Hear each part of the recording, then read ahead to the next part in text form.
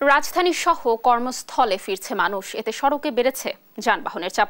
দর্শক, সর্বশেষ পরিস্থিতি জানাতে বগুড়ার থনথনিয়া বাস টার্মিনাল থেকে এবার যুক্ত হবেন আমাদের সহকর্মী সঞ্জু রায়। সঞ্জু, সড়ক মহাসড়কে যানবাহনের চাপ কেমন দেখছেন, কি বলছেন যাত্রীরা, কোনো ভোগান্তির শিকার হচ্ছে কিনা, কি তথ্য রয়েছে বিস্তারিত জানাবেন। লাবণী, ধন্যবাদ আপনাকে। লাবণী, ঈদ আনন্দ শেষ করে মানুষ কিন্তু আবারও ফিরছে তাদের কর্মে। বগুড়া থেকে রাজধানী ঢাকা সহ চট্টগ্রাম, নারায়ণগঞ্জ, যে যে জেলায় মানুষ কর্মজীবী আছে সেই সব জেলাতে কিন্তু মানুষজন এখন ফিরতে শুরু করেছে এবং ব্যস্ততা বেড়েছে বগুড়ার সকল বাস টার্মিনালে।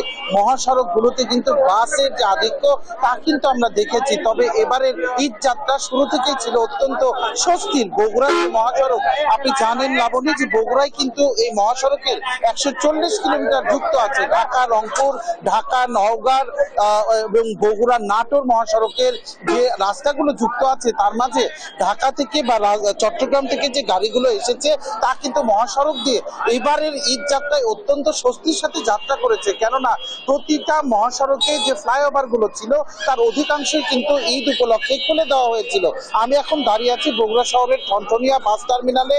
এই টার্মিনাল থেকে কিন্তু গতানুগতিক এমনি সময়ে প্রায় 200-র মতো বাস যাতায়াত করে। সেখানে ঈদ যাত্রা স্বস্তিতে করার জন্য কর্মজীবী মানুষরা যে ঘরে ফিরছে, সেখানে কিন্তু এখন প্রতিদিন ব্র্যান্ডের যে গাড়িগুলো আছে তা কিন্তু গড়ে 300-র মতো গাড়ি প্রতিদিন যাতায়াত করছে এবং প্রতি ঘন্টায় ঘন্টায় কিন্তু গাড়ি যাচ্ছে এবং প্রতিদিনই কিন্তু কর্মজীবী যে মানুষরা রয়েছে তারা কিন্তু চেষ্টা করছেন যে বিভিন্ন গাড়িতে যে কোনো মূল্যে হোক তারা নিরাপদে যেন ফিরতে পারে। বগুড়াতে যে বাসগুলো রয়েছে, হুন্ডাই যে গাড়ি, সেখানে কিন্তু টিকিট বিক্রি হচ্ছে 1700 টাকা। এসি যে গাড়ি সেখানে বিক্রি হচ্ছে টিকিটের দাম 1500 টাকা এবং নন এসি যে গাড়ি তার কিন্তু দাম রয়েছে 550 টাকা। কিছু কিছু জায়গায় বাড়তি টিকিটের দাম নেওয়ার অভিযোগ পেলেও প্রতিটি কাউন্টারে কিন্তু এখন অনলাইন সিস্টেম হওয়ার কারণে সেখানে কিন্তু টিকিটের দাম নিয়ে আমরা খুব একটা অভিযোগ দেখিনি। তবে এবার যেহেতু গরম কিছুটা বেশি, সে কারণে এসি গাড়িগুলোর চাহিদা কিন্তু যাত্রীদের কাছে সবচেয়ে বেশি ছিল। তবে গাড়ি কিন্তু রাখা হয়েছে এক্সট্রা, অনেক গাড়ি প্রতিটি কাউন্টারে রাখা হয়েছে, সেজন্য নন এসি গাড়ির টিকিট কিন্তু এখনো যাত্রীরা চাইলেই পাচ্ছে। আমরা একটু সরাসরি কথা বলবো বগুড়া জেলা মোটর শ্রমিক ইউনিয়নের সাধারণ সম্পাদক সৈয়দ কবির আহমেদ মিঠুর সাথে। এবারের ঈদ যাত্রার শুরু থেকে এখন পর্যন্ত কেমন চলছে এবং কোনো ভোগান্তি ছিল কিনা। ধন্যবাদ। আসলে এবার ঈদ যাত্রাতে আমরা মানুষের নির্বিঘ্নে চলাচলের ব্যবস্থা গ্রহণ করেছিলাম মোটর শ্রমিক ইউনিয়নের পক্ষ থেকে। যেমন আমরা নিজস্ব ভলেন্টিয়ার দিয়েছি ইন্টারনাল রোডে, হাইওয়ে রোডে, মোটর শ্রমিক ইউনিয়নের পক্ষ থেকে আমরা ভলেন্টিয়ার দিয়েছিলাম। পাশাপাশি আরেকটা জিনিস করেছি, প্রত্যেকবার যেটা হয় ঈদের সময় ভাড়া বৃদ্ধি হয়, যেটা আমরা এবার করতে দিই। মোটর শ্রমিক ইউনিয়নের পক্ষ থেকে আমরা এটা স্টপ করে দিচ্ছি না, ভাড়া যা ছিল তাই থাকবে, সেটাই ছিল।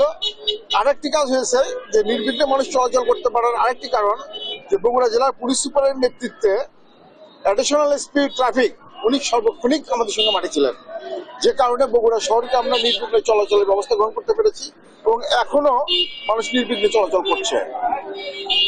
শেষ পর্যন্ত কোনো ভোগান্তির আশঙ্কা রয়েছে কিনা এবং কিছু কিছু কাউন্টারে আমরা দেখলাম যে বাড়তি দামের একটা অভিযোগ উঠেছে, এই বিষয়ে যদি কিছু বলতে। না, বাড়তি দাম যদি কোনো গাড়িতে নিচ্ছে না, ওই এসি গাড়িগুলা বাড়তি নিচ্ছে, কারণ একটা যেহেতু ওয়ান ওয়ে টিপ, যাওয়ার সময় ফুল যাচ্ছে, আসার সময় খালি আসছে। আমাদের এমনি নর্মাল গাড়িগুলো, নন এসি গাড়িগুলো যা টিকিট যা ভাড়া তাই নিচ্ছে।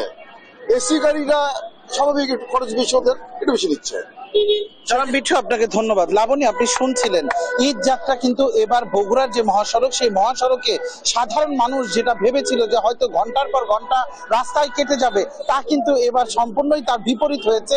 আমরা যেরকম দেখেছি যে মানুষ যেভাবে স্বাচ্ছন্দ্যে তাদের বাড়িতে ফিরেছে, একইভাবে পরিবার পরিজনের সাথে ঈদ শেষ করে আবারও মানুষ কিন্তু ফিরে যাচ্ছে তাদের কর্মে এবং এই ব্যস্ততা কিন্তু থাকবে আরো কয়েকদিন। মানুষ কিন্তু সকাল থেকে রাত পর্যন্ত বিভিন্ন বাস টার্মিনাল সহ তাদের ভরসা হয়েছে কিন্তু ট্রেন, অনেকে যাচ্ছে ব্যক্তিগত মোটরসাইকেল কিংবা প্রাইভেট কারে। তবে ঈদ যাত্রার এইরকমই স্বস্তির প্রতি বছরই আশা করে সাধারণ যাত্রীরা, এটাই তাদের প্রত্যাশা। লাবণী, বগুড়া শহরের থনথনিয়া বাস টার্মিনাল থেকে কর্মজীবী মানুষের আবারও কর্মে ফেরার খবর নিয়ে এটি ছিল আমার কাছে সর্বশেষ।